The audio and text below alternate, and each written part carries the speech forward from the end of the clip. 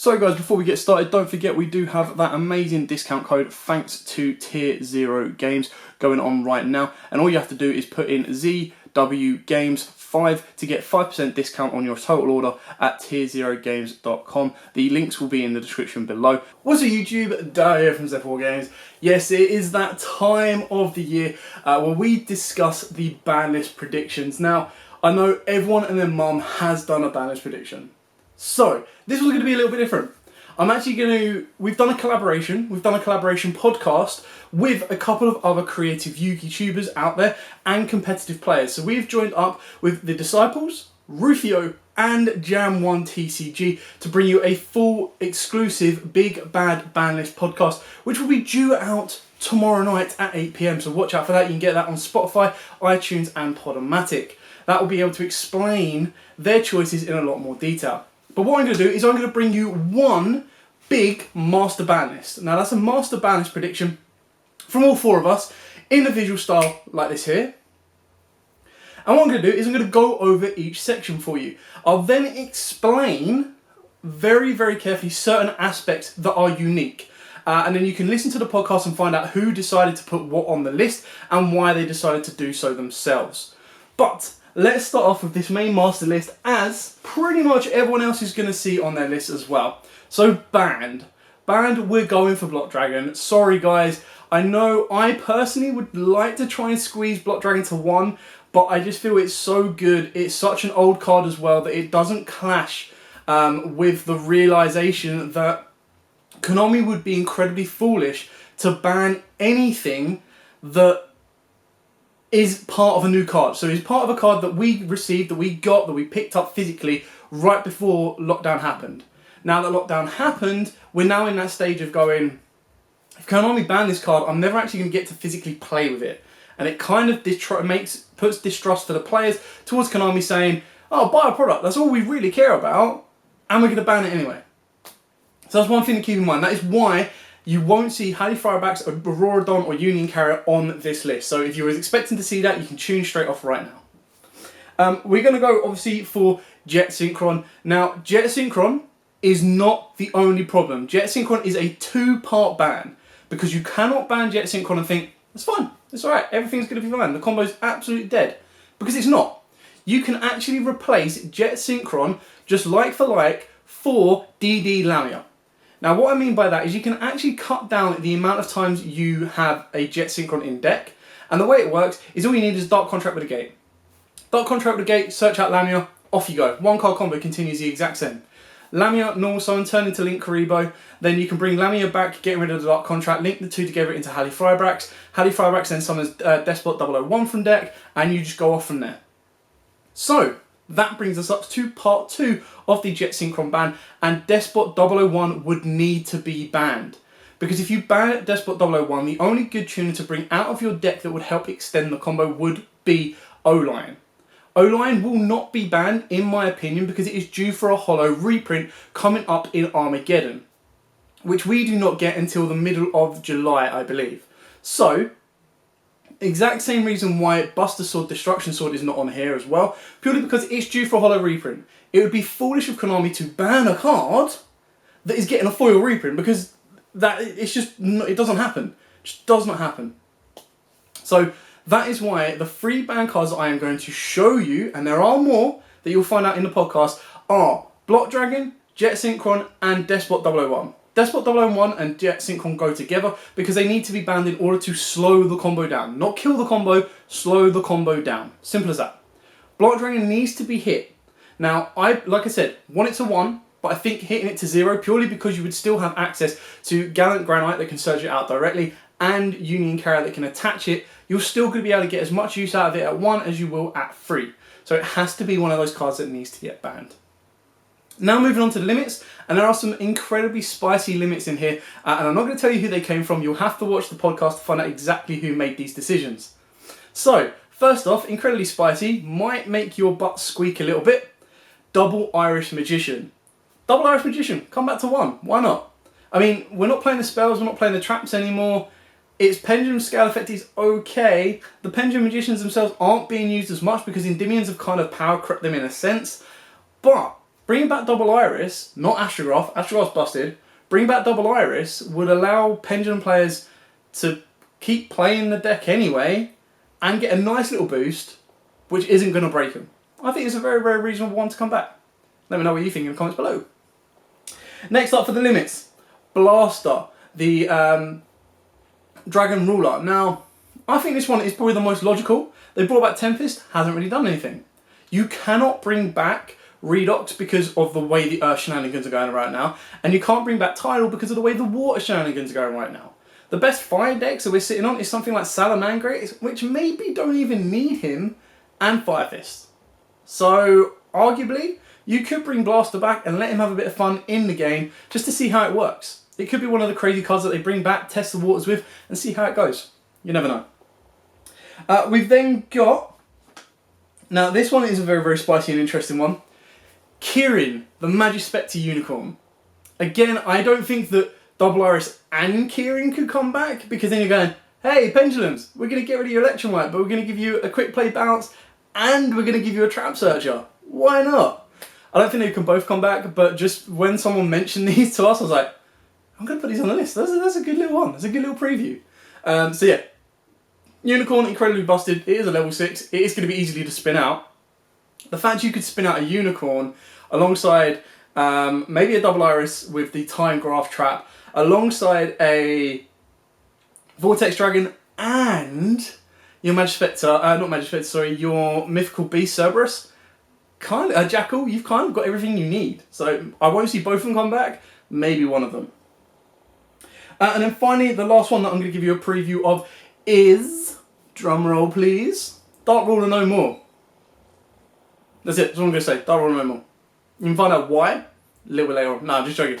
So Dark Ruler No More actually relates to a card that I will be unlimiting when we get to that section. Now, the unlimit relates to what we limit. So it's kind of give and take. It's kind of like Konami saying, here, we'll give you this to help break this, but we've got to take this, otherwise everyone's going to be able to break this. And that's kind of what we're going for on that one there. For the semi-limits, I think this is all straightforward and easy. So we got a very, very spicy interaction with ABC Buster Dragon. Arguably, you could probably put him back to 3. He shouldn't really have been hit in the first place. ABC's was like, woohoo, Muscle 5, let's play. And then they went, Banlist, yay, Muscle 5, let's not play. Sad days. So I think Buster easily comes back to 3. Was not fair that he got banned, or put to 1, sorry, limited. So easily come back to 2, if not 3, in my personal opinion.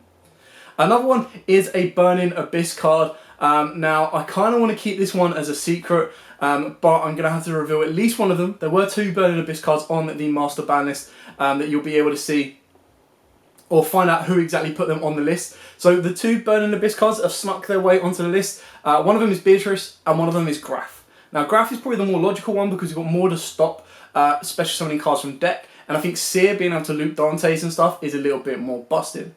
But Beatrice, again, very, very good choice by the person that chose this one. And it's quite logical because what made it so broken is, yeah, okay, quick play send far, quick play send any of your Burning Abyss cards and you extend further from that way.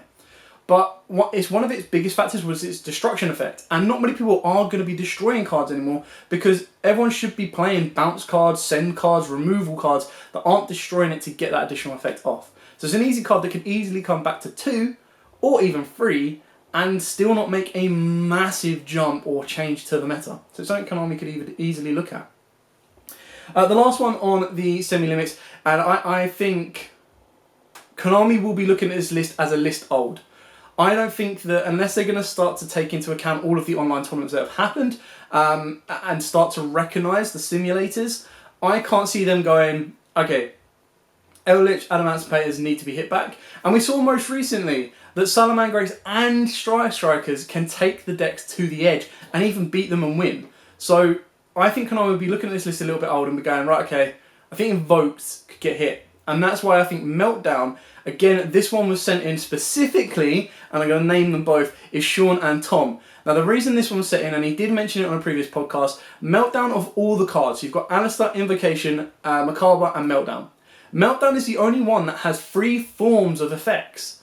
Your opponent cannot negate, your opponent cannot respond, and I'm going to search you out an Alistair. One of them, absolutely fine. The fact it has all three kind of makes it a little bit broken. The only chance that this might skip past the ban list is if Konami are looking at a modern ban list and are looking at decks and cards and going, okay, the issue decks are Eldritch and Adamance payers, then it might get hit. It might dodge the ban list, sorry. But if Konami look at the old list going, okay, what was good before the lockdown? Okay, Shadow and Volks were really, really broken. We kind of have to address that. Let's hit Meltdown. That's the only reason that Konami would look and even possibly consider addressing this card as well. Now let's go to the Unlimits. Now the Unlimits are amazing. This is the one that Konami just go, free! You're free to run wild! Book of Moon most recently happened. Jar of Avarice really happened as well. Pot of Avarice, sorry, really happened as well. And it's just like, here, have them back at free, take them, do whatever you want with them. And we've got some very, very interesting ones on this as well. So, totally awesome. Now, again, of all the people that we've had on the podcast, there's probably one that you can guess went for that one directly. Not going to tell you. You can listen to the podcast to find out the exact reason why. But totally awesome. I don't think it was one of the worst ones to be hit. Now, between Totally Awesome and Buster Dragon, I think Buster Dragon could probably arguably be in the 3 spot more, and Totally could be in the 2 spot more. But being able to bring Toad back, I don't think there's any deck that's using and abusing them. And the one deck that can use and abuse him isn't really getting a lot of traction. So I don't see it being a major issue right now, having him at 3. We've then also got Pantheism of the Monarchs. I actually really agree with this one. I think Monarchs aren't the dominant powerhouse that they once were. They could be very, very bricky. And if you're going for the lockout of the extra deck, going with Domain, Pantheon is a hard once per turn draw.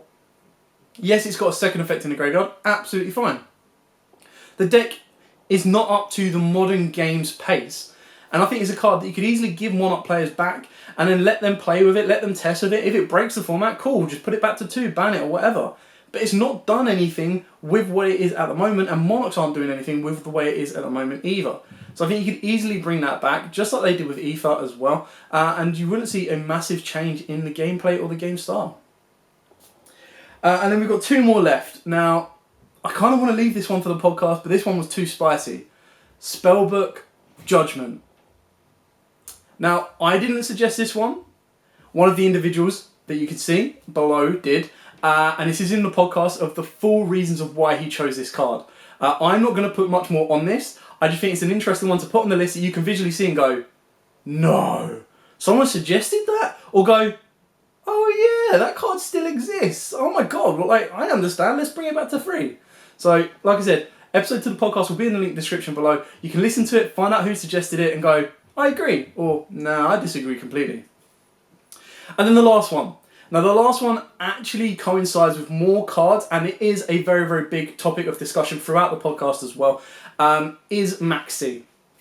Now, Maxx C, again, quite like Jet Synchron, if it was to change on the ban list, it needs to be changed with other cards around it as well. It's not as simple of, okay, we're not going to change anything else on the ban list, we're just going to give you Maxx C back to 3. No. Silly idea, don't do it.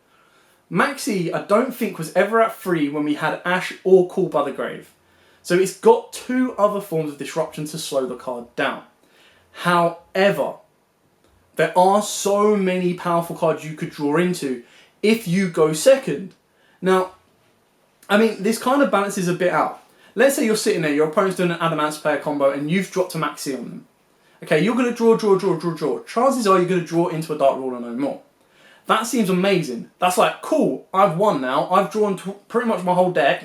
I've got every out possible. I'm going to Dark Ruler. I can't do damage, but I'm clear the board and my opponent can't come back. However, if your opponent that's just done the Adamance player combo has got a Maxx C in their hand, they're going to be like, alright, cool. I'm going to put you under the Maxx C challenge and bring everything back, get into my Nibiru's, get into my Dark Rulers, get into my board-breaking cards. Which is why Dark Ruler was on this Master Ban list to go to 1, because of cards like, if we wanted to bring Maxx C back, you have to look at it in a bit more depth. You have to kind of go, okay, Maxx C is great because it's going to deter people from going for the full Synchron combo. It's going to deter people from going for the full Adamancer player combo. It's one of the big differences between the OCG and the TCG. And the question is, does Maxx C actually keep the OCG in line more, or is their list just so much different from ours that it doesn't matter anyway? So that's one big question to kind of ask you guys and let me know what you think in the comments below. I personally feel that Maxx C, with the right cards set out and reduced or increased, could be very, very good for the game to deter for a certain section. Just to be able to go, okay, it's now no longer going to be, I've set up 4 negates, you need to open up Dark Ruler no more and a way to break my board, or you need to be able to pretty much get as lucky as hell and drop a Mystic Mine on me. If we balance that back out, is there an argument that Maxx C could come back to 3 and actually be a very, very good balancer of the format? Like I said, it'll be interesting to see because Konami could possibly be a ban list behind. This is a short preview of the master ban list that we have kind of constructed together. So massive thank you to Yugioh, Disciples, and Jam1TCG. Watch out for the whole podcast which comes out tomorrow. It is a full hour-and-a-half episode that you can listen to, download, take with you when you're walking, when you're working, when you're driving, whatever. And you can listen to all of our interviews, all of our full down explanations of why we've chosen to go with certain cards, and also see the list in a realistic kind of perspective, keeping in mind that cards that have just come out that we haven't been physically playing with and cards that are due for reprints are unrealistic to be banned. Thanks for watching. Don't forget to like, comment, subscribe, share, and as always guys, happy dueling!